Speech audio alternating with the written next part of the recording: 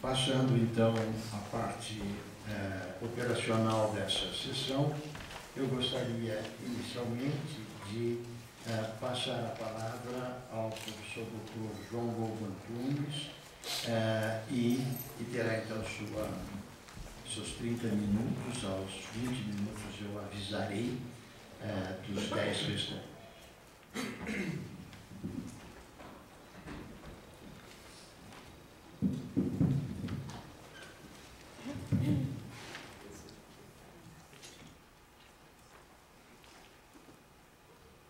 Bom dia a todos. Eu queria, em primeiro lugar, agradecer a honra que me deram de estar aqui presente, ter atravessado o Atlântico, para falar daquilo que gosto. Eu sou neurocirurgião, mas há muito tempo me dedico à escrita, além da minha especialidade, e continuo muito ativo. Eu venho de uma família de gente que escreve, e eu próprio disse há muitos anos que nós crescemos em casa mais com um livro do que com brinquedos. E porquê esta inclinação do médico para a escrita? Saiu há cerca de um mês em Portugal uma antologia sobre a doença e a medicina na literatura portuguesa, editado pela Clara Cabré Rocha. Este livro é muito interessante e eu convido os colegas brasileiros a fazerem o mesmo para a sua literatura, porque coleciona textos escritos precisamente sobre a doença e a medicina, desde o nosso Pedro Hispano, que foi o Papa João XXI, portanto, início do século XIII até à modernidade. E este livro chama-se A Caneta que Escreve e a que Prescreve. E este título é tirado de um trecho de Miguel Torga, um dos nossos mais notáveis poetas, que durante anos manteve o seu diário, e na entrada de 20 de janeiro de 1961, ele escreve: a pergunta é sempre a mesma, mas o tamanho da resposta varia consoante a disponibilidade e a pachorra. A medicina dá muitos escritores. Por que será? Pacientemente dobra a receita, tira os óculos, levanto-me e começo o sermão, que hoje me saiu um pouco sincopado. Não é ela que os dá. Limita simplesmente a preservar esse dom aos que nasceram com ele, o que já não é pouco. Ao invés de outras profissões que estrangulam no indivíduo o espírito de aceitação e compreensão do semelhante, esta faz o contrário. O médico, como tal, nem pode fechar as portas da alma, nem apagar a luz do entendimento. É todo o humano que o solicita, e todas as horas o que sofre, o que simula, o que teme e o que desvaria.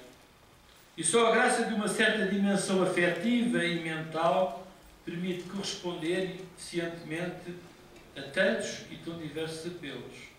Ora, esta dimensão está implícita na condição do artista, o mais receptivo, o mais perceptivo dos mortais. Por isso, quando o acaso sobrepõe a uma vocação criadora uma condenação clínica, não há dramas sangrentos. A caneta que escreve e a que prescreve revezam-se harmoniosamente na mesma mão. De facto, esta necessidade de escrever sobre a narrativa nos levou à criação de um curso sobre medicina narrativa na Faculdade de Medicina da Universidade de Lisboa. É algo que está comigo, provavelmente, desde que nasci. E por isso eu vou começar com uma história. Há algum tempo eu fui procurado no meu consultório por um casal muito idoso. O marido tinha um ar distinto, um ar digno, e já passara os 80 anos. Ele contou-me que tinha consultado no passado por um problema de coluna. Tinham-lhe aconselhado a cirurgia, mas eu disse que não, que fizesse apenas exercício. Aliás, quando nós chegamos a uma certa posição, um certo estatuto na vida, eu diria que 70% do que eu faço é dizer aos doentes que não têm nada. Porque, como calculam, hoje nós tratamos muito mais preocupados saudáveis do que genuinamente doentes.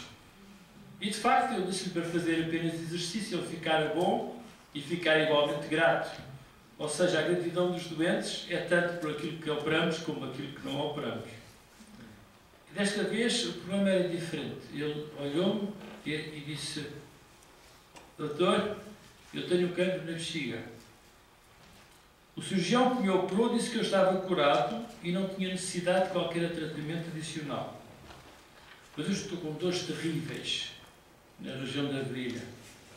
Este médico explicou-lhe e depois o neurocirurgião confirmou que ele tinha uma hérnia discal.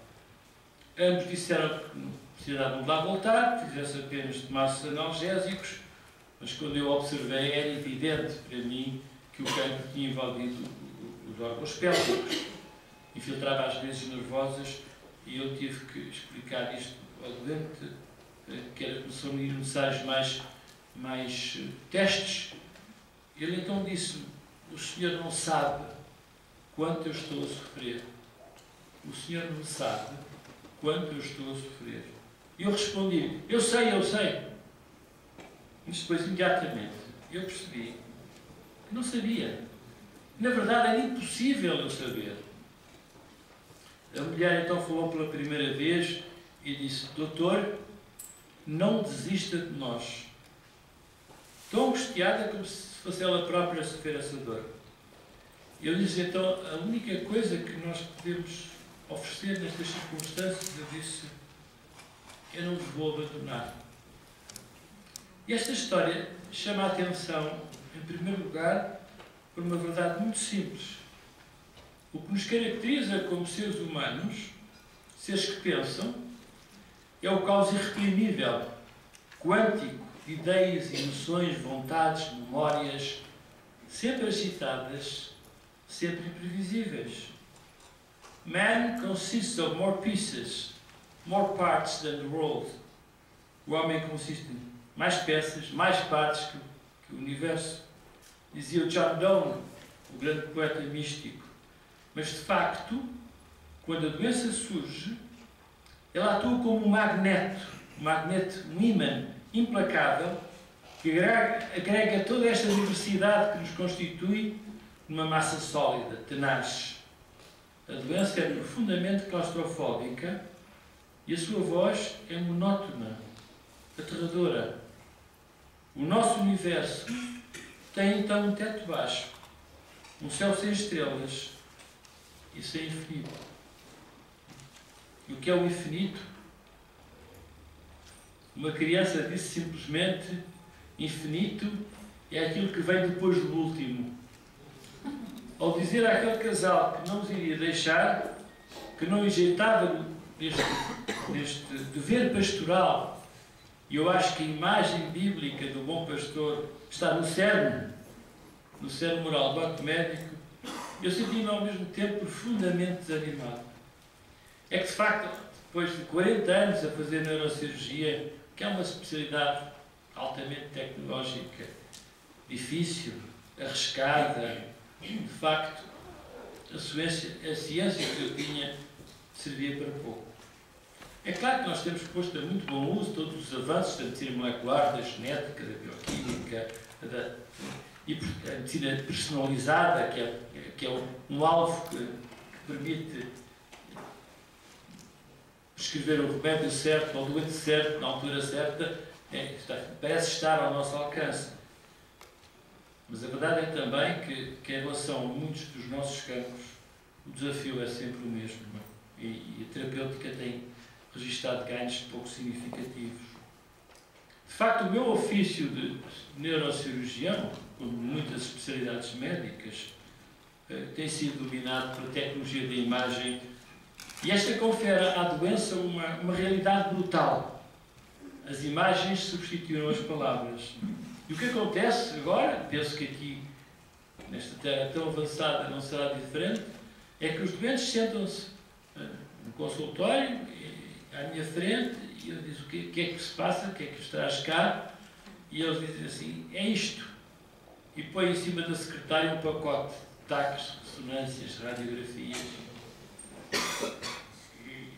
E agora, sob a forma de esquetes, porque a película é já uma relíquia do século passado. E quando eles dizem está aqui, eu digo, ouça, eu não me interessa ver isso que tem aí, não me interessa. Eu fico muito perplexo.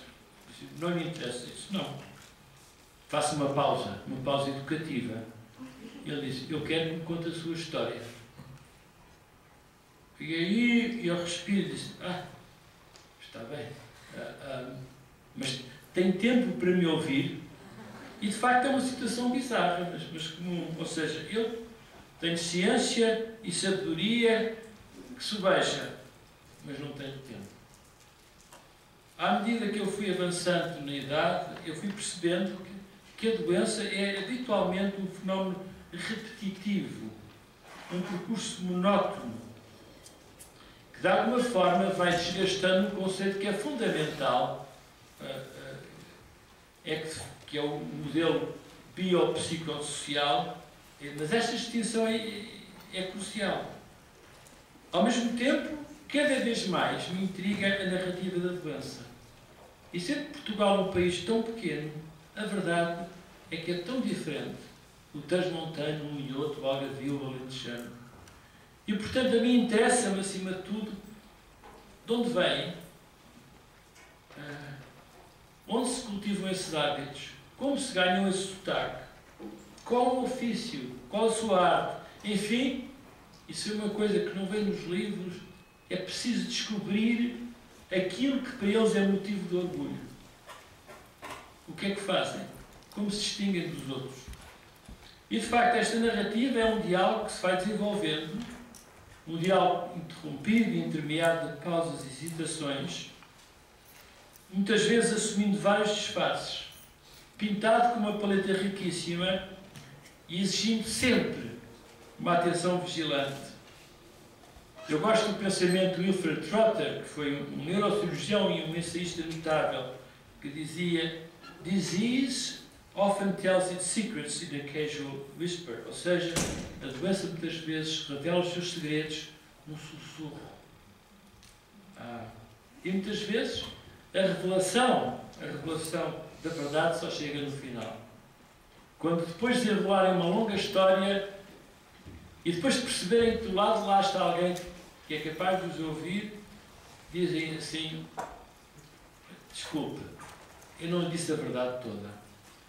A interrogação mais importante, nem sempre claramente formulada, é esta: daqui a quanto tempo eu vou voltar a ser quem era? E esta ideia da doença como uma viagem é para mim fundamental. Quando durará esta odisseia? Até chegar a casa, até chegar ao Porto Seguro. Afinal, o triunfo da medicina é o triunfo do regresso à saúde, ao bem-estar.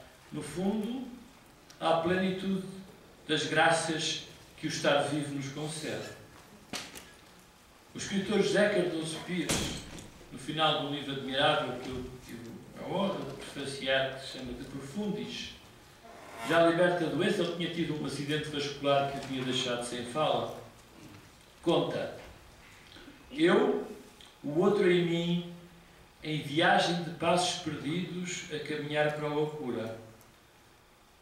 Ele acordara certa manhã, e cito, em claridade aberta, e levantara finalmente ferro da ilha dos náufragos para reviver a casa e o mundo e voltar à escrita e aos livros nas últimas linhas em que os abandonara.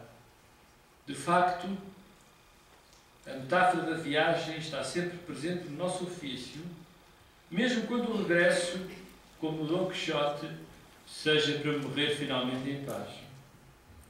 A doença faz perder o sentido do tempo, a escala de um cotidiano gravado pela prática das rotinas que constroem os hábitos em que nos instalamos. Dizia um outro escritor, meu irmão, a propósito do seu cancro, num livro chamado Sobre os Rios: "Os relógios marcam as horas uma a uma, mas os dias sucedem-se aos pulos. Vão de sábado a quinta e de segundo a sexta, semeados de intervalos que a lembrança perdeu." Na doença, o tempo corre lento, viscoso, ordena uma agenda nova, pontuada pela intermissão implacável daqueles cuja tarefa é cuidar de nós. Na era do império das tecnologias, não espanta que tenham surgido tentativas de preservar o valor da narrativa médica e, por isso, naturalmente, nasceu nos últimos anos a chamada medicina narrativa. O seu objeto está contido na definição de Rita Sharon, que muitos conhecem uma paladima desses estudos. E a medicina é praticada com competência narrativa que permite reconhecer, absorver e ser emocionalmente tocado pelas histórias da doença. E desta definição eu retenho como mais importante esta ideia de ser emocionalmente tocado. Mas a narrativa da doença tem limitações intrínsecas. Exige a invenção das palavras, imagens e metáforas, no fundo, para dizer o indizível. É claro que é muito mais fácil para nós mostrar ao doente uma ressonância magnética a face e o local onde o inimigo se instalou. A imagem é um mapa relativamente simples de decifrar, mas é sempre com surpresa que o doente e a família finalmente percebem que tem que lhes abrir o crânio. E a pergunta, como é que isto se faz, é seguida muitas vezes por outra, que à primeira vista, mas só à primeira vista, parece frívola. Tem que me cortar o cabelo. Mais difícil é explicar como aquela ressonância revela apenas a ponta do iceberg e que mesmo as técnicas mais sofisticadas não nos revelam os ninhos microscópicos de células malignas que por lá se escondem. Então eu explico, vou tirar o máximo que puder com segurança. E segue-se a pergunta inevitável, por que não tira tudo? Eu respondo, porque lhe iria causar dano, não seria capaz de falar, ou de ler, ou de mexer a mão. Iria ficar diferente. E, no entanto, não há realmente palavras que transmitam com rigor a hipótese completa desta alteração. Nenhum médico, nenhum especialista, por mais experimentado que seja, é capaz de imaginar a configuração e amplitude desta transformação imprevisível.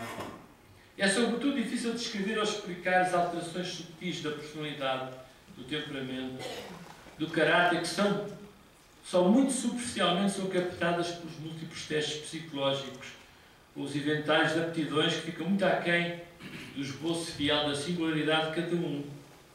Esse contraste de luz e sombra, que é afinal a principal âncora da dignidade. Este não é o homem por quem me apaixonei. Ou ainda, o meu filho andou para trás 10 anos, parece uma criança rebelde. Eu ouvi isto tantas vezes. Deixe-me voltar àquilo que faço, ou melhor, que fazem os médicos. É claro que nós vamos compensando as nossas decepções com as tecnologias maravilhosas. Hoje em dia nós somos navegadores do cérebro. No passado, quando eu comecei esta especialidade, nós perdíamos dentro do crânio. Hoje, nós sabemos exatamente onde está o inimigo e avançamos pé ante pé e apanhamos de costas. Eu aprendi também há largos anos que na clínica as primeiras palavras são ditas em silêncio, transmitidas pela expressão do rosto, especialmente dos olhos. Percebi por isso que antes das palavras serem ditas, muito se revelou já e que as palavras não têm empréstimo para negar o que os olhos já afirmaram. Por isso, a narrativa da doença é também da nossa parte um exercício de prudência, mas não é afinal a medicina uma arte prudencial, como queria Aristóteles. No meu cenário, o doente, quando retoma a lucidez, pergunta logo: tirou tudo? O que irá fazer com o que ficou? Procuramos depois, numa ambiguidade dúctil, embrulhar em pacotes atraentes as terapêuticas chamadas eufemisticamente adjuvantes, quimioterapias sofisticadas, radioterapias com a precisão de um míssil guiado por laser.